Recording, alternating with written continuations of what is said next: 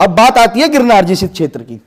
गिरनार जी में 2004 में वहां पर अवैध निर्माण शुरू किया गया जबरन, और उन्हीं के द्वारा, जो हमारे पूर्व सांसद आज बैठकर वहां भाषण दे रहे हैं, उनके द्वारा वहां पर अवैध निर्माण शुरू किया गया, अवैध अतिक्रमण शुरू किया गया, जिसकी शिकायत वहां के पुरातत्व विभाग ने पुलिस विभाग को की है। मेरे पास चिट्ठी है। नंबर 1 बात। नंबर 2 बात, उस जो कोर्ट ने, जिस जज साहब ने अतिक्रमण हटाने के लिए आदेश दिए, उनका ट्रांसफर कर दिया गया। मेरी उस कमेटी कहां थी? क्यों जज का ट्रांसफर होने दिया गया? दूसरी बात। तीसरी बात, 17 फरवरी 2005 को जो आदेश है वो आपको बता देता हूं। वो विषय जो ये सूट है आचार्य श्री, किसी टाइटल सूट नहीं है, मालिकाना हक का सूट नहीं है, ये केवल सुरक्षित दर्शन करने का सूट है। अगर कोई समाज को मूर्ख बना रहा है तो वो समझ ले हिंदी में, वो मालिकाना हक का सूट नहीं है। महेश गिरी जी, वो मामला आप समझो, उन्हें भी पता है इस बात का। वहां पर कोई सूट नहीं है, ना तो तीर्थ क्षेत्र कमेटी मालिक है, ना ही वो पन्ना मालिक है। वहां केवल उनकी गुंडागर्दी चल रही है। वो जो टोक है 5वीं गुजरात एंशिएंट मॉन्यूमेंट एक्ट के अंदर रजिस्टर्ड है, पूरा टोक रजिस्टर्ड है। पहाड़ के अलग अलग महाराज जी, हाँ 5 टोक गोरखनाथ अलग अलग, लेकिन हमारा मुख्य विषय है 5वीं टोक जो मैं बात करूंगा। उसके अंदर अब आता है जज कोर्ट की। 17 फरवरी 2005 को माननीय हाई कोर्ट के आदेश थे कि वहां पर चाहे दत्तात्रेय का मानने वाला जाए, चाहे नेमिनाथ का मानने वाला जाए, चाहे कोई टूरिस्ट जाए, सबको सुरक्षित दर्शन होंगे। नंबर 2 उन्होंने कही थी कि 4थी और 5वीं टोंक के बीच में पुलिस चेक पोस्ट बनेगी, जिसपे कोई भी जाना जाए वो सुरक्षित रूप से जाए और आए। इसके बाद वहां पर थाने में अगर कोई शिकायत करता है तो उसका तुरंत संज्ञान ले कोर्ट, पुलिस विभाग। ये माननीय कोर्ट के आदेश थे। और इससे बड़ी भयंकर गलती क्या करी है वहां पर, अब आप सुनिए। जिस मुकदमे का रेस्पोंडेंट प्रतिवादी वहां का कलेक्टर है, वहां का पुरातत्व विभाग है, उसकी कमेटी बना दी गई। उस कमेटी में उस मुकदमे के प्रतिवादी को कमेटी में रख दिया गया। होता है कभी ऐसा? किसके द्वारा बना दी गई? जज साहब के द्वारा। और हमारी तत्कालीन कमेटी ने उसका कोई विरोध नहीं किया। आप बताइए, मुकदमा मेरे और आपके खिलाफ है, तो जज साहब आपको और मेरे को ही लेकर कमेटी बना रहे हैं कि जैन समाज इनके पास जाए। हमने उसके लिए अपील क्यों नहीं की? हम सुप्रीम कोर्ट क्यों नहीं गए? कंटेम्प्ट ऑफ कोर्ट हमने 17 फरवरी 2005 का अनुपालन कराने के लिए क्यों नहीं किया? जब मुनीश्री प्रबल सागर जी को चाकू लगा तब हमने कंटेम्प्ट एप्लीकेशन फाइल की, उसमें भी कार्रवाई नहीं हुई। तब बाबूजी नहीं थे, बाबूजी अभी 5 साल से काम कर रहे हैं। जी भाई साहब। अब बात आती है, ये तो मैंने बात की मुकदमे की, ये मुकदमा कुछ नहीं है, सिर्फ वहां पर हमारे सुरक्षित दर्शन करने का अनुपालन कराने का मुकदमा है, जो वहां के कलेक्टर से हमें करवाना है। अब क्योंकि आज तक क्या हुआ है, तीर्थ क्षेत्र कमेटी की निश्चित रूप से ये थोड़ी सी मैं गलती कहूंगा या उनकी कार्यशैली का फर्क कहूंगा कि वो सोशल मीडिया से नहीं जुड़ी हुई है। वो कभी, देखिए हम लोग क्या है, हम लोग युवा हैं, हम लोगों की एक क्षमता है, वो लोग अगर समाज में जाके अपनी बात बताते, पुरानी चीजों को श्वेत पत्र लाते, मैं तो कह रहा हूं श्वेत पत्र लाते, जो इन्हें गालियां सुनने को मिल रही हैं वो उसको मिलती जिन्होंने गलतियां की हैं। हालांकि ये भी कर सकते थे अपने उसमें, मुझे नहीं मालूम कोई भी कारण रहे होंगे, क्योंकि देखिए सबकी अपनी सीमाएं होती हैं। लेकिन मैं निश्चित रूप से इस मुकदमे, मैं एडवोकेट नहीं हूं, लेकिन मैं आधा एडवोकेट हूं। जब हम काम करते हैं तो अपने मुकदमे को लेके चलते हैं। इस मुकदमे के अंदर कहीं पर भी वर्शिप एक्ट 1991, जिसके अंदर ये लिखा है कि 15 अगस्त 1947 को भारत में किसी भी समुदाय का कोई भी तीर्थ, कोई भी जगह स्थान है, अगर उसका मालिक के पास उसके डॉक्यूमेंट्स हैं तो वो मालिक है, अगर नहीं है तो नहीं है। उसको सरकार ने अधिग्रहण कर लिया और गिरनार की इस 5वीं टोक को इसी वजह से एंशिएंट मॉन्यूमेंट एक्ट में रजिस्टर्ड कर लिया गया। अब एक मेरा सवाल यह है, जब 15 अगस्त 1947 को स्थिति होनी चाहिए थी तो हमारी उस कमेटी ने इसको क्यों नहीं कोर्ट करा? हमने वो मांग क्यों नहीं करी कि 15 अगस्त 1947 को जो पूरे देश में सारे तीर्थों की हालत है वो वहां उसकी स्थिति हमें वैसे क्यों नहीं रहने दी? अगर ये आंदोलन जो हम आज खड़ा किया है हमने, ये जन आंदोलन अगर 2004 में होता, 4 में क्यों नहीं हुआ? जबकि यहां पर केंद्र में कांग्रेस की सरकार थी और वहां पर राज्यपाल कांग्रेस का था, एक छोटी सी सरकार, गुजरात सरकार क्या होती है, आंदोलन क्यों नहीं हुआ?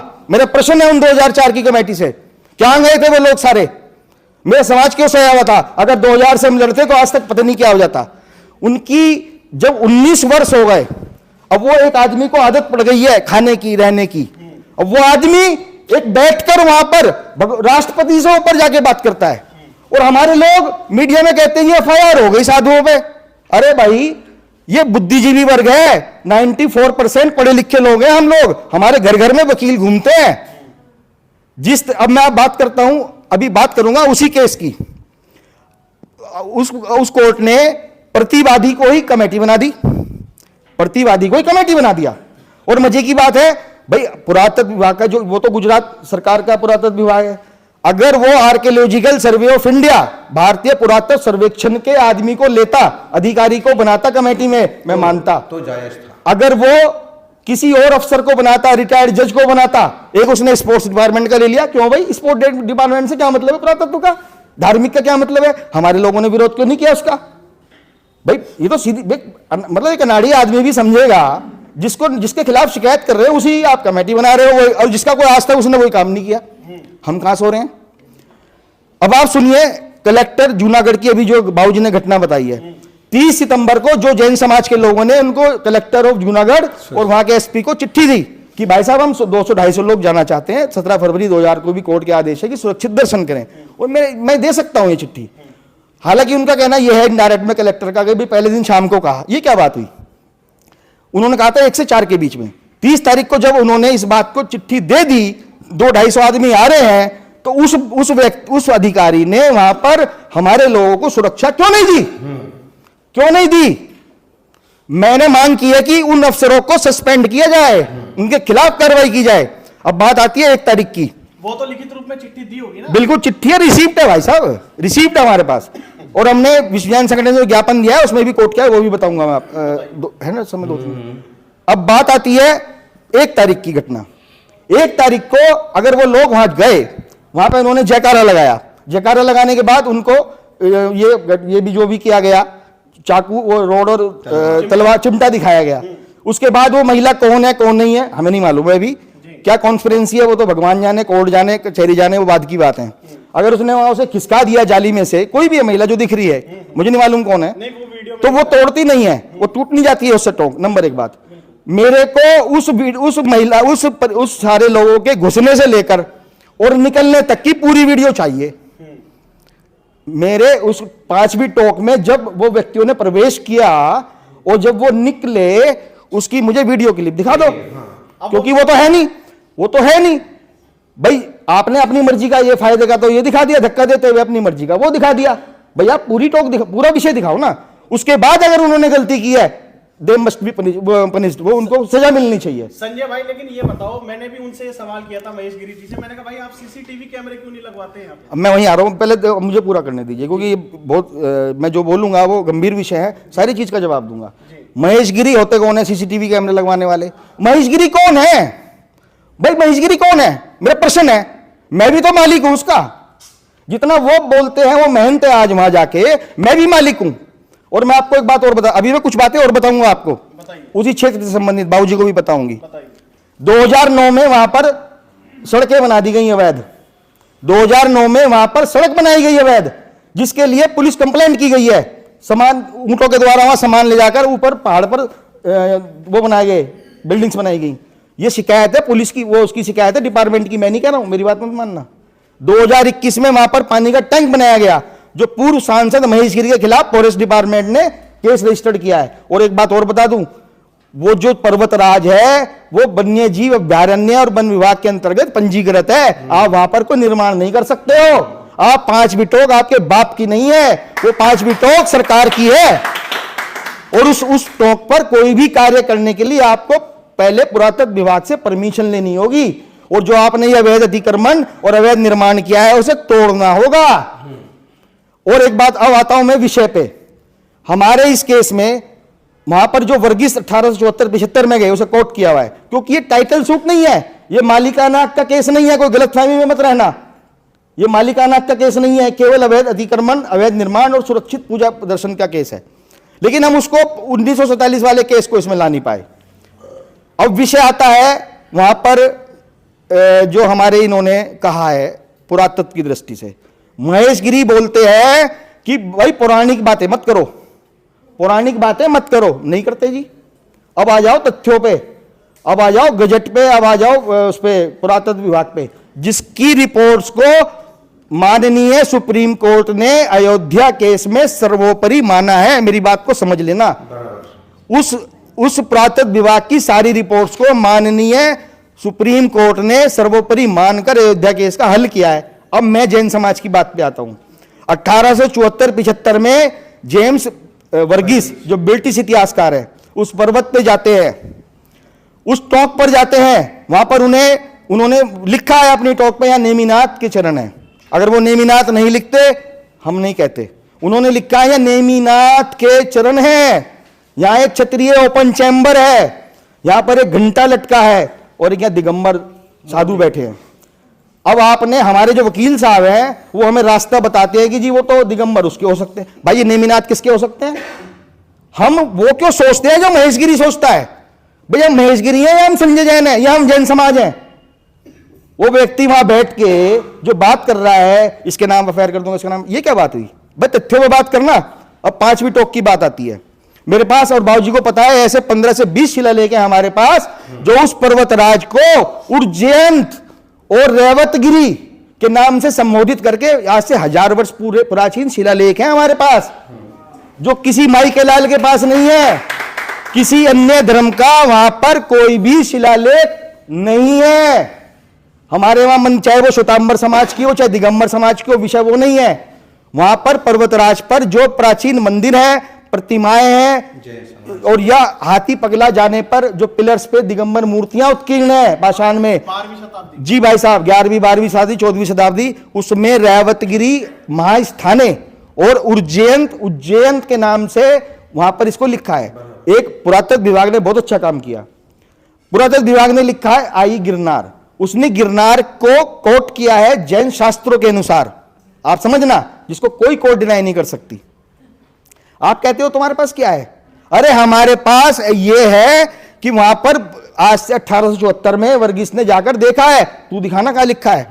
आप सुन लो उन्होंने क्या लिखा है रिपोर्ट में। ब्रिटिश इतिहासकार कहता है कि गिरनारी ब्राह्मणों की आदत है किसी भी चीज को अपने धर्म से जोड़ देना। ये मैं नहीं कह रहा हूं, मेरी बात नहीं है ये बात वर्गीस की रिपोर्ट कह रही है। और इसी तरह से इन्होंने यहां पर किया, दत्तात्रेय महात्माएं स्थाने बना दिया। ये उन्होंने स्थान बना दिया और सारी स्टोरी लगा दिया। दत्त्री, जो हमारे नेमिनाथ भगवान के जो राजा साथ में गए पहले, जो दत्त्री राजा थे, दत्त्री, उसको तो बना दिया दत्तात्रेय। और निश्चित रूप से दत्त्री के नाम से दत्तात्रेय टोंक है, लेकिन हम उसको भी नहीं कुछ कह रहे। वो तो भाई क्योंकि रजिस्टर्ड है, और रजिस्ट्रेशन भी कब हुआ उसका? 1947 के बाद हुआ है। ये महेशगिरी बता रहा है भाई, मैं नहीं कह रहा हूं। 1947 के बाद आपने एक ट्रस्ट रजिस्टर्ड की और आपने 5वीं टोक ले ली, क्योंकि आपके तो भाई शासन आपका है, प्रशासन आपका है। खुद ही बोल रहे हैं, स्टेटमेंट दे रहे हैं वहां, आप उनको सुनिए। अगर जरा सा भी यह बुद्धि है ना, तो जो वो बोल रहे हैं वो समझिए। कॉन्स्पिरेंसी बताता हूं। अब एक और महत्वपूर्ण सूचना है। उस 5वीं, वो बोलते हैं दत्तात्रेय टोक है, चलो जी दत्तात्रेय टोक है आपकी, मान लिया। एक जगह रिपोर्ट ये कहती है पुरातत्व विभाग की कि दत्तात्रेय टोक पर जो नेमिनाथ की मूर्ति है, उत्कीर्ण है, उसके पास में एक शिलालेख है। यानी कि दत्तात्रेय टोक पे मेरी मूर्ति तो फिक्स हो गई, वो तो हो गई ना नेमिनाथ की, भगवान की। मैं नहीं कह रहा हूं, मेरी बात पे यकीन मत करना, वो रिपोर्ट कह रही है।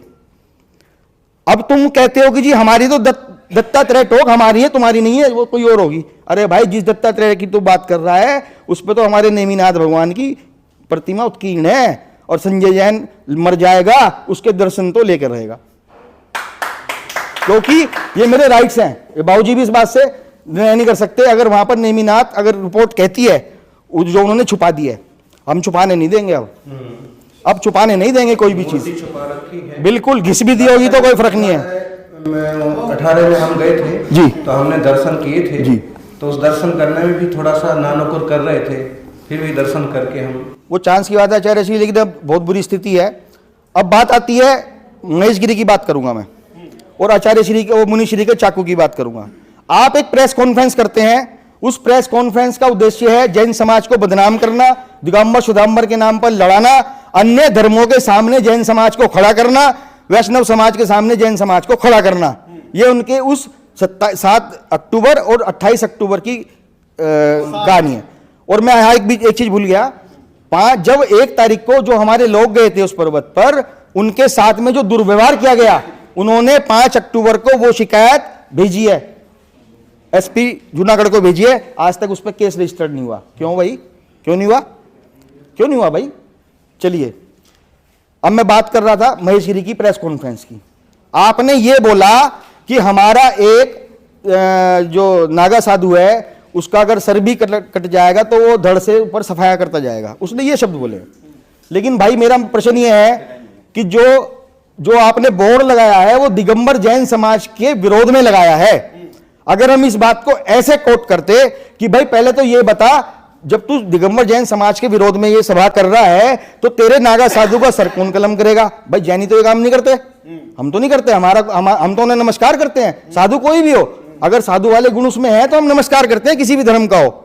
लोय साहु नमो लोय सब साहु न। तो भाई पहली बात तो तुम ये धमका के से रहे हो। और जहां तक सर काटने की बात है, भाई किसको सफाया करेंगे तो हम जैनों के सिर कम नहीं है, तुम्हारी तलवारें कम पड़ जाएंगी। ये शब्द को ऐसे कोट, मैं उनसे यही बोल रहा हूं क्योंकि वो हमें डायरेक्ट में धमका रहे हैं और वो ये भी कह रहे हैं कि तीसरी टॉक से ऊपर मत चले जाना, वरना जैसे अभी तो शांति के साथ आ गए, पहले एक गए थे और 5वीं टॉक से गोरखनाथ तक टॉक का उनका कार्यक्रम कर दिया गया था। ये बोला उन्होंने। प्रबल सागर जी को चाकू मारा गया। अब जिसने चाकू मारा वो तो है नहीं। अब मैंने सरकार से मांग की है, मुझे नहीं पता था भाई, ये तो महेश गिरी ने बताया प्रेस कॉन्फ्रेंस में कि कार्यक्रम किया गया था, तो अभी साजिश का खुलासा होना चाहिए। भाई तुम्हारे महात्मा ने चाकू मारा, इसका मतलब हमारे जैन समाज को तुम डराते हो। ये बात की कौन मांग करेगा? कॉन्स्पिरेंसी कौन निकालेगा? साजिश करते हो तुम। आपने धमकी दी, तीसरी टॉक से ऊपर नहीं जा सकते। आपने नागा साधु की धमकी दी, आपने जो है चाकू मारा गया उसकी धमकी दी, आप दिगंबर श्वेतांबर को आपस में लड़ा रहे हो। अरे भाई आप पे तो बहुत सारी धाराएं तो 7 अक्टूबर में बन गई। अब 28 अक्टूबर को उन्होंने वहां पे फिर एक सभा की और वहां पे साधु वो बोलते हैं जैनम जैतु शासनम की जगह जैतु विनाशनम कुछ करके बोला है, जैन जैतु विनाशनम करके बोला है। ये कितना अब शब्द हमारे जैन धर्म के लिए अपमानजनक शब्द बोलना, जिसका मंच संचालन महेश गिरी कर रहा है। और पालीताना में जिस साधु ने 2022 में उस पालीताना तीर्थ को कब्जा करने के लिए सार्वजनिक से भड़काया, मेरे पास वीडियो और हमने शिकायतें भी की हुई हैं, उस साधु को तुम मंच पर बुलाकर उसका सम्मान करते हो, कह के सम्मान करते हो। तो भाई ये तो आपके पास दूसरी धारा हो गई। अब धाराओं का खेल जो वो खेल रहे हैं, अब हमने विश्व जैन संगठन ने घोषणा की कि हम 3 नवंबर 2023 को भारत सरकार, गुजरात सरकार को ज्ञापन सौंपेंगे। और हमने परम पूज्य आचार्य श्री सुनील सागर जी का मंगल आशीर्वाद लिया यहीं पर ऋषभ बिहार मंदिर जी में, और हम यहाँ से सीधा गुजरात भवन गए। गुजरात भवन में उन्होंने ठीक 3 बजे अपना ज्ञापन सौंपा। वहाँ से हम राष्ट्रीय अल्पसंख्यक आयोग गए, उसके अंदर अपने अपना ज्ञापन दिया। और वहाँ के जो लालपुरा जी हैं, जो हमारे चेयरमैन साहब हैं, उन्होंने हमें आश्वस्त किया है कि हमने उनको ये कहा है राष्ट्रीय अल्पसंख्यक आयोग में हमें एक अधिकारी चाहिए, ताकि आने वाले भविष्य में कोई भी व्यक्ति उंगली ना उठा सके वहां, क्योंकि हमारे भी कुछ कायदे कानून हैं। अभी 19 वर्षों में महेश गिरी का पाला कुछ और कमेटी से पड़ा होगा 5 लोगों से। अब यहां 5 लाख लोग खड़े हैं अपनी तीर्थ को बचाने के लिए, लेकिन बिना किसी हिंसा के, पूरी शालीनता के साथ। हम पूरे देश को इस जन आंदोलन का उद्देश्य है हमारी बात को जन आंदोलन के माध्यम से अजैन समाज को बचाना, राजनीति को बचाना, उन जजों को बचाना, उन वकीलों को बचाना। पूरे देश में हमें देखते हैं, ऐसा नहीं है कोई नहीं देखता। आप ये बहुत गलत फहमी है, हम कम में दम है, ऐसा कुछ नहीं है। जैन समाज और साधुओं को बदनाम करने के लिए कैसे शब्दों का प्रयोग किया?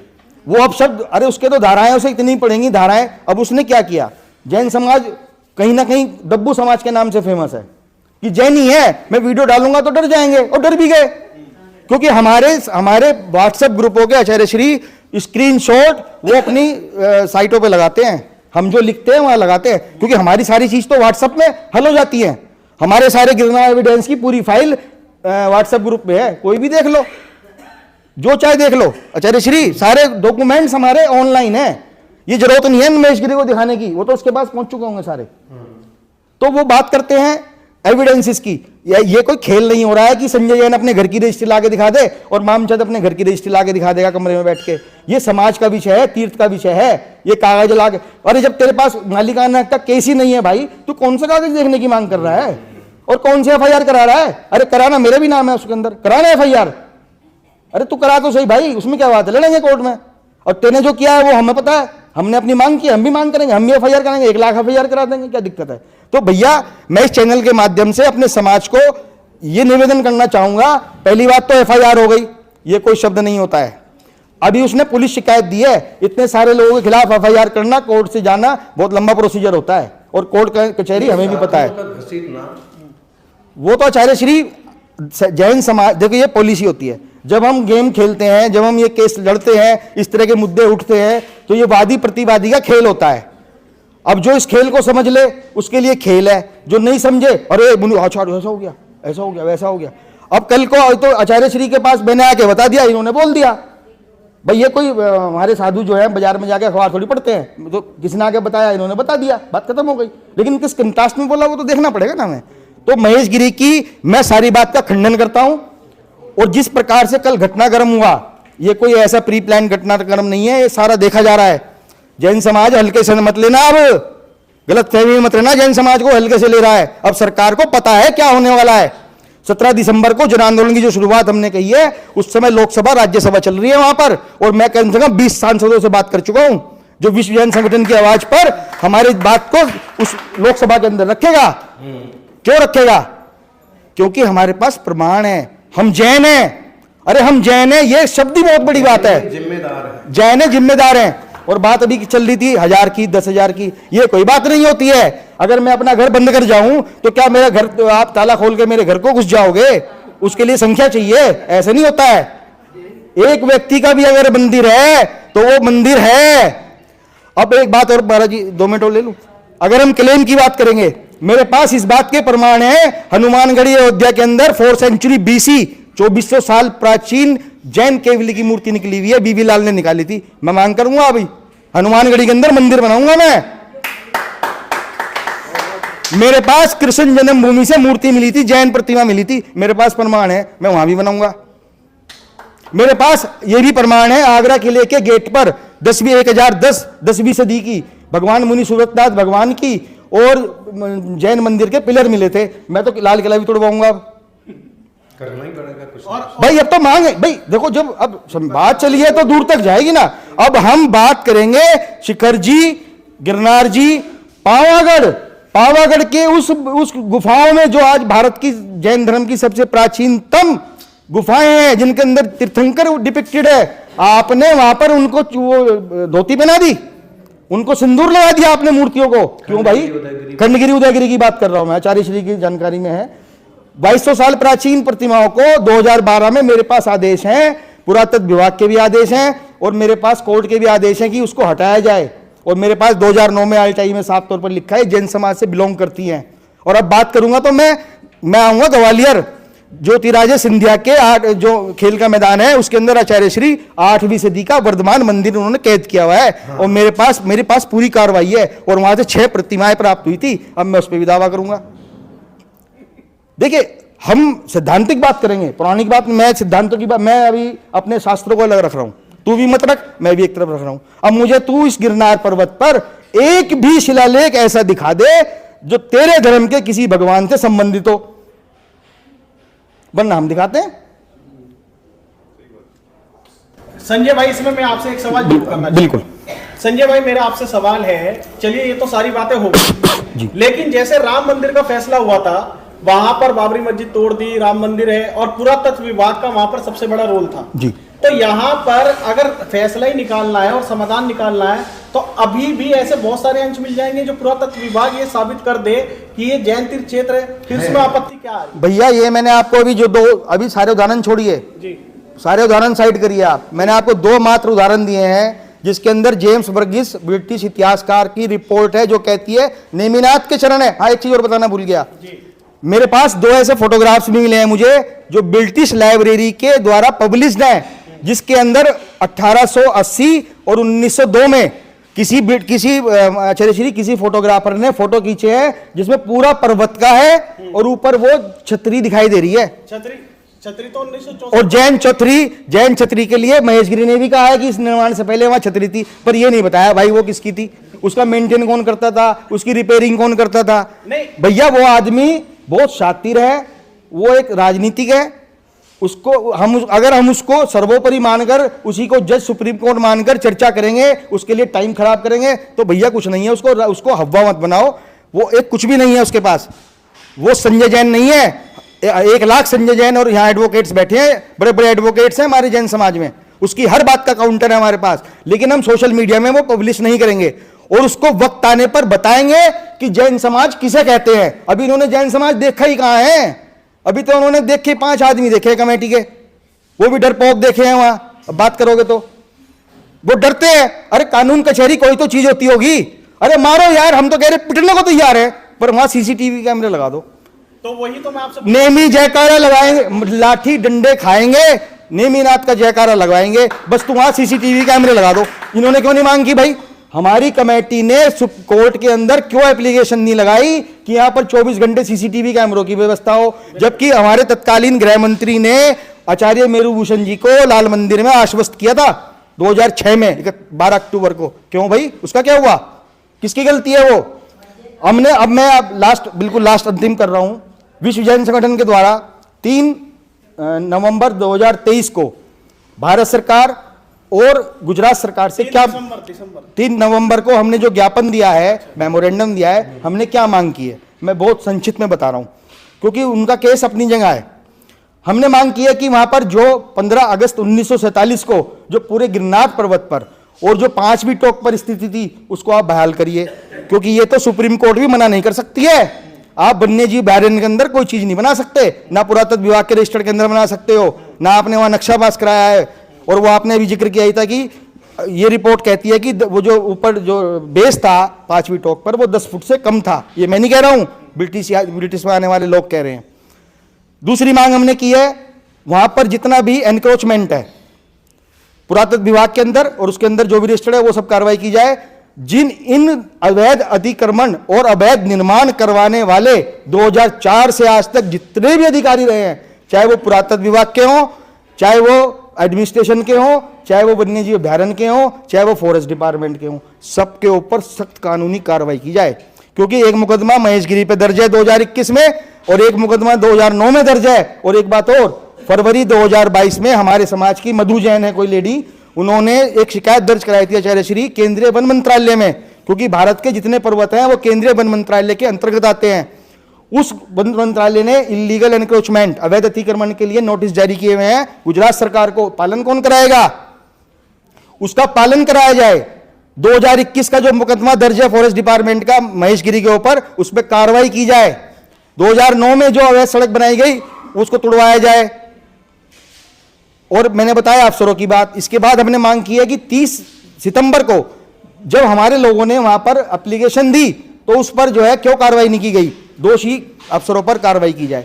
ये कार्रवाई का, देखिए मेरी लड़ाई पंडों से नहीं है, किसी संस्था से नहीं है हमारी लड़ाई है पुलिस प्रशासन, पुरातत्व विभाग, वन विभाग और वन्य जीव अभयारण्य विभाग, ताकि आने वाले भविष्य में कोई भी अफसर किसी को भी सहयोग ना करे वहां कि भैया तेरी नौकरी तो तू जाऊंगा तो वहां काम करना पड़ेगा। इसके अलावा हमने मांग की है 17 फरवरी 2005 को जो मुकदमे में ऑन लेवल हाईकोर्ट ने आदेश दिए हैं वहां पर सुरक्षित दर्शन के लिए, उस पर अनुपालन कराया जाए। ये सारगर्भित मांग है। और जो हमारी दोनों मूर्ति और चरण है उसके में दर्शन करने की अनुमति दी जाए। तो ये हमारी मेन मांग है। इन्हीं मांगों को लेकर हम आगे बढ़े हैं। और निश्चित रूप से मैं आपको आज आचार्य श्री के आशीर्वाद से उनके चरणों में खड़े होकर, इतने बड़े संघ के सामने खड़े होकर फिर दोहरा रहा हूं, मुझे अपने लोकतंत्र में अपनी सरकार पर भरोसा है और अपने उन केवली पर भरोसा है। आखिर में एक बात और कहूंगा, आचार्य श्री रक्षक देव हैं वहां, हम तो मानते हैं रक्षक देव है वहां, लेकिन वो कहते हैं बेटा जब तुम पुरुषार्थ नहीं करोगे, मन से दर्शन करने नहीं आओगे, भाव से दर्शन करने आओगे, मैं क्या करूंगा तुम्हारा। अब पुण्य उदय हुआ है तो वो तीर्थ भी वो हमें भी दर्शन मिलेंगे और निश्चित रूप से मिलेंगे। आज सुबह से मेरे आचार्य श्री, आज सुबह मैं बहुत ज्यादा कोट नहीं करूंगा, लेकिन बहुत शीर्ष लेवल पर कार्रवाई हो रही है। मेरे को भी आज सुबह 1 घंटा चर्चा हुई है, बहुत बड़े मध्यस्थता की बात चल रही है। लेकिन मैं आश्वस्त करता हूं एक बात को, सबसे पहली बात तो हम अपनी 5वीं टोक को के स्थान पर किसी अन्य स्थान को नहीं लेंगे।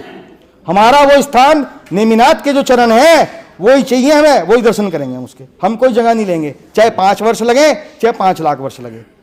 नंबर 1 बात यह है।